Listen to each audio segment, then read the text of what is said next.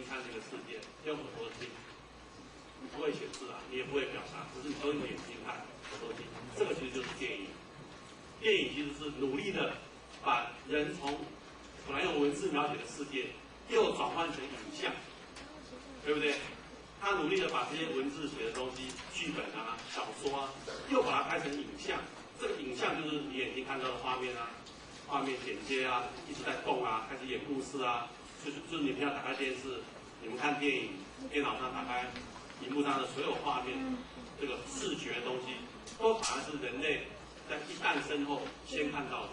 所以，我们如果从一个小说改编成电影的话，其实是把小说的文字的故事转换成人类更原始的东西，对不对？那今天我要带来的题目就是一个曾经在台湾发生过的一个故事。这个故事就是在台湾这个环境。